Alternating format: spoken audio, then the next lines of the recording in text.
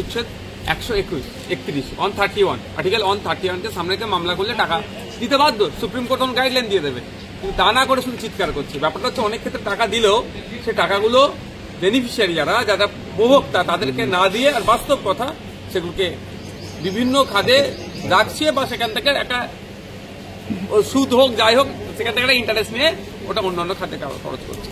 ব্যাপারটা হচ্ছে এটা আইন বহির্ভূত বলে মনে করি।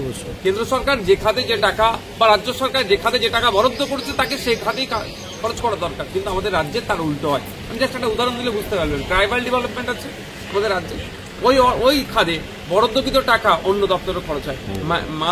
Minority affairs, Madrasa education and minority affairs ডিপার্টমেন্টে যে টাকা বরাদ্দ করা হয় ওই টাকা দিয়ে অন্য দপ্তরের কাজ হয়। এগুলো তো বন্ধ হওয়া দরকার। বঙ্গ বিজেপি অনেক কথা বলেন, ভোটের সময় আসলে ভোট চলে গেলে সব ভুলে যায়। আর যদি বঙ্গ বিজেপি ঠিকঠাক করে বাংলার মানুষের হয়ে কথা বলতো তাহলে আমাদের বাড়ির মেয়ে তিলোত্তমার পরিবারকে দ্বিতীয়বারের জন্য আর কোর্টে ছুটতে হতো না। সিবিআই কি করেছে আমরাও দেখতে পাচ্ছি সব। বাংলার ভোটার তালিকা থেকে বেছে বেছে নাকি হিন্দুদের নাম বাদ দেওয়া হচ্ছে। অমিত শাহের সঙ্গে বৈঠক করছেন সুকান্ত বাবু। দেখো, সুকান্ত বাবুদের আর রাজনীতি করার কোনো জায়গা নেই হিন্দু মুসলমান ছাড়া, আর কোনো জায়গা নেই। ডেভেলপমেন্টের উপরে এরা কথা বলতে পারবে না। যদি প্রশ্ন করা হয় সুকান্ত বাবুদেরকে যে আপনাদের সরকার 2014 থেকে কেন্দ্রে চলছে, আপনারা একটা এইমস এক্সট্রা আনতে পেরেছেন? কেন্দ্রীয় বিশ্ববিদ্যালয় পশ্চিমবাংলায় আনতে পেরেছেন? আপনার কেন্দ্রীয় ফান্ড স্পেশাল নিয়ে এসে বাংলার কি ডেভেলপ করেছেন? রাজ্য সরকার তো তলনিতে যাচ্ছে। এই দুরবস্থার কথা আমরা বারবার বলছি, কিন্তু কেন্দ্র সরকার আপনাদের এটা আপনাদের 3rd টাইম আপনাদের এটা চলছে। তাহলে আপনারা কি করছেন? কেন্দ্রীয় কটা ফান্ড কত টাকা আনতে পেরেছে কেন্দ্র সরকারের? ব্যর্থ। আর প্রধান বিরোধী দল হওয়ার পরও রাজ্য সরকারের যে অন্যায় অনাচারগুলো হচ্ছে, 10 লক্ষ উচ্চশিক্ষায় শিক্ষিত অর্থাৎ বিএড করে বসে আছে ছেলে মেয়েরা আপনার আমার বাড়ির, তারা চাকরি পাচ্ছে না, নোটিফিকেশন হচ্ছে না। লাস্ট নোটিফিকেশন 2017 সালে আমরা শুনেছিলাম। এখন এদিকে লাখো লাখো শূন্য পদ পড়ে আছে। এই নিয়ে তাদের কোনো চর্চা নেই, শুধু হিন্দু মুসলমান।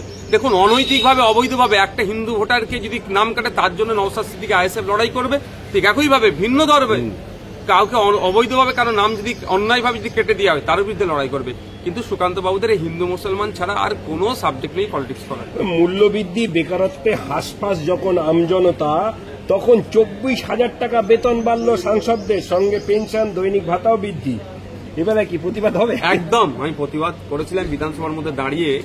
বিধায়কদের ভাতা 40,000 টাকা বেরোচ্ছিল, 40,000 টাকা বেরোচ্ছিল, তারও প্রতিবাদ করেছিলাম। বিধানসভার মধ্যে দাঁড়িয়ে বেরোছিলাম, হ্যাঁ বাড়া দরকার। এখন যেভাবে মূল্যবৃদ্ধি হচ্ছে, যে টাকা মাইনে সে টাকা থেকে বাড়া দরকার। কেন্দ্রীয় সরকার একইভাবে আমি বলবো বাড়ানো দরকার, কিন্তু যেভাবে বাড়িয়ে দিয়েছে এক লাফে, সেই অর্থে সাধারণ মানুষ, শ্রমজীবী মানুষের মজুরির তাহলে মূল্যায়ন হচ্ছে না। স্কিল লেবার, আনস্কিল লেবারদেরও তাহলে তাদের মজুরিটা বাড়ানো দরকার। বিড়ি শ্রমিকদের মজুরিটা বাড়ানো দরকার। 1000 বিড়ি বাঁধলে 261 টাকা পাবে কেন? তাদেরও তো বাড়াতে হবে। শুধুমাত্র জনপ্রতিনিধিরা নিজেদের মতো করে বাড়িয়ে নেব, আর অন্যদের ক্ষেত্রে কমিশন বসাতে হবে, আলোচনা করতে হবে, তারপরে হবে। এই দ্বিচারিতা বন্ধ করা হবে। এইখানে আমি জনগণের উদ্দেশ্যে বলবো, আপনারা ভোট দিয়ে নেতা তৈরি করছেন, আর নেতারা নিজেদের স্বার্থের কথা ভাবছে, জনগণের কথা ভাবছে না। তাই আগামী দিনে এমন নেতা তৈরি করুন যে আগে জনগণের কথা ভাববে, তারপরে তাদের কথা ভাববে। আমি আমার কথা বলবো না, আমি একটা উদাহরণ দেবো। আমি আজকে আসছিলাম বিধাননগর স্পেশাল কোর্টে, এমপি এমএলএ কোর্ট যেটাকে বলে। আমার বিরুদ্ধে মামলা আছে। আমি আমার বিরুদ্ধে একাধিক মামলাতে আমাকে গ্রেফতার করে আমাকে প্রেসিডেন্সি জেলে রেখেছিল। আমার as a MLA division 1 treatment পাওয়ার দরকার। আমি কিন্তু ওখানেই কোর্টে আমি নাকচ করেছিলাম যে আমি সাধারণ প্রিজনার্স যারা আছে তাদের মতো আমি ট্রিট নেব, কারণ আমি মনে করি তাদের ভোটেই আমি ভিআইপি হয়েছি। আমি যাদের ভোটে ভিআইপি হয়েছে তাদেরকে আমি ভিভিআইপি মনে করি। সুতরাং তারা যখন স্পেশাল ট্রিট পাবে, তারপরে আমি জনপ্রতিনিধি তাদের ট্রিট নেব। আমি এটা বলে বলছি না যে আমি মহান। আমার বলার বক্তব্যটাই হচ্ছে যে আমাদেরকে সেই রকম জনপ্রতিনিধি তৈরি করতে হবে যারা তাদের ভোটারদের সম্মান দেয়, গুরুত্ব দেয়, তাদের অভাব অভিযোগগুলোকে সমাধান করার চেষ্টা করে। বর্জ্য পদার্থ বিপর্যয়ে হাহাকার হাওড়ায়, এবং 5 দিন পর দেখা গেল যে পুরমন্ত্রী সেখানে উপস্থিত হলেন আর বললেন 3 দিনের মধ্যে সমাধানের আশ্বাস দিয়েছে, এবং সমস্যা না মিটলে বলছে ঘেরাওয়ের হুঁশিয়ারি দিয়েছে ভুক্তভোগীরা। দেখুন, আমি এটা আজকে সমস্যা নয়, এটা যদি আমরা সায়েন্টিফিক ওয়েতে যাই সহজেই সমাধান হয়ে যাবে।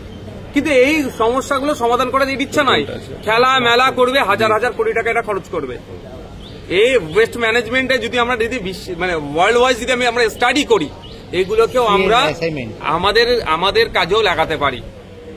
এই বর্জ্য পদার্থগুলোকেও কিন্তু আবার এটাকে রিসাইকেল করতে পারলে, এটাকে ঠিকঠাক ভাবে ইউজ করতে পারলে আমাদের সম্পদ বাড়বে। দুর্ভাগ্যের বিষয়, ঠিকঠাক ভাবে ইউজ না করার ফলে, কোনো সায়েন্টিফিক ওয়েতে এটাকে ব্যবহার না করার ফলে সাধারণ মানুষেরা সমস্যায় জর্জরিত হচ্ছে। 3 দিন টাইম দিচ্ছে, আমার মনে হয় 3 দিনের মধ্যে সমাধান করতে পারবে না।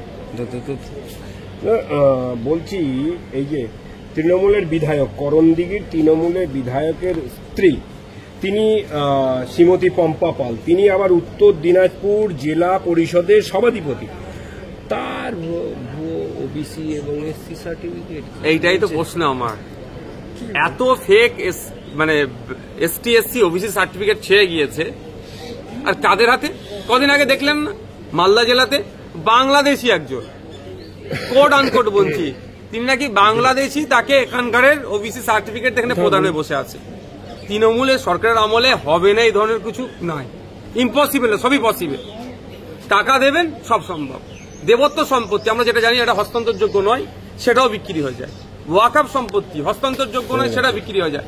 রিফিউজি ল্যান্ড, আরআর ল্যান্ড, যেটা রিফিউজি মানে সরকার থেকে আমাদের উদ্বাস মানে রিফিউজি ভাইদের জন্য যারা বরাদ্দ আছে, সেটাই সরকারের আমলে বিক্রি হয়ে যাচ্ছে।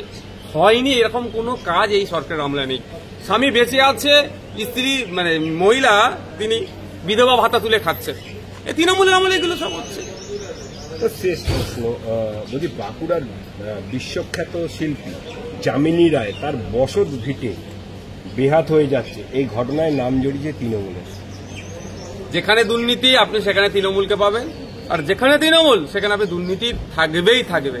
মানে একে অপরের পরিপূরক, এরা দুজনকে ছেড়ে থাকতে পারে না, এরা দুজনকে ছেড়ে থাকতে পারে না। তো এটা হচ্ছে ব্যাপার। ইতিপূর্বে আমরা দেখিনি আগা খানিদের সম্পত্তি থেকে শুরু করে, মানে দেখবেন কোনোদিন নেতাজির বাড়িতে ওরা হামলা চালাচ্ছে, মানে ওটা দখল করে প্রমোটিং করার চেষ্টা করবে, এটা চলছে।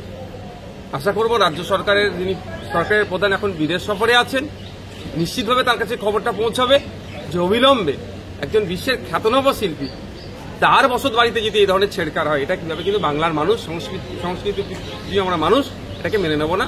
অবিলম্বে সরকারের হস্তক্ষেপ করা দরকার এবং উনার বাড়িটাকে হেরিটেজ ঘোষণা করে এবং ওটাকে যাতে সংগ্রহশালা হিসাবে রাখা যায় তার ব্যবস্থা সরকারের করা দরকার।